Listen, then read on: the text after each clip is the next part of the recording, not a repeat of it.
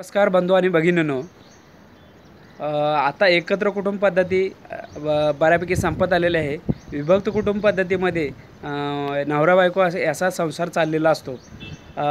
अशा वेळी नवरा आणि बायको दोघंही कामाला असतात. मग जी स्त्रियांची कामं असतात घरामधली, ती स्त्रियांची कामं जेवण करणे वगैरे अशा प्रकारचे असतात.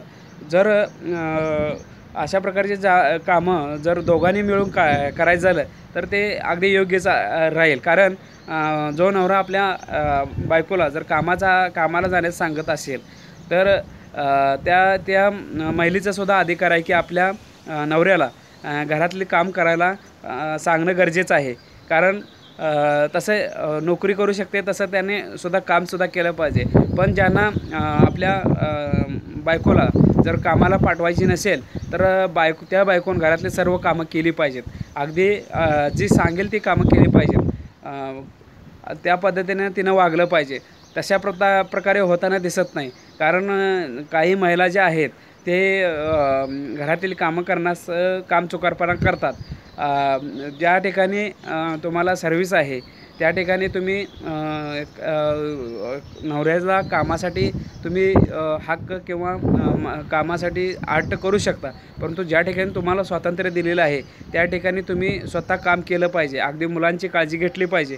मुलांना वेळचेवर शाळेमध्ये अशा प्रकारचं योग्य ते काम केलं पाहिजे. जर ह्या कामात जर तुम्ही कंटाळा केला तर तुमच्यामध्ये नक्कीच भांडणं होण्याची शक्यता असते.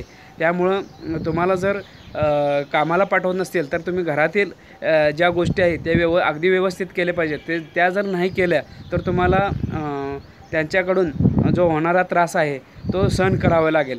ह्या गोष्टी जर समजुतीने घेतल्या तर तुम्हाला व्यवस्थित होऊ शकतात. अशा प्रकारच्या अनेक गोष्टी आहेत. ज्यांचं लव्ह मॅरेज आहे त्यांनासुद्धा नवऱ्याला आपल्या बायकोच्या गोष्टी ऐकून घ्याव्या लागतात. परंतु योग्य जर असतील तर ऐकायला सुद्धा हरकत नाही. परंतु नवीन जे हे असतात जोडपे असतात त्यांना विचाराचा ताळमेळ बसत नाही आणि त्यामुळं त्यांच्यामध्ये भांडण होतो आणि हे भांडण विकोपाला जातं आणि शेवटी अनर्थ घडतो. अशा प्रकारचं जे आहे तर ते कुठेतरी थांबलं पाहिजे. धन्यवाद.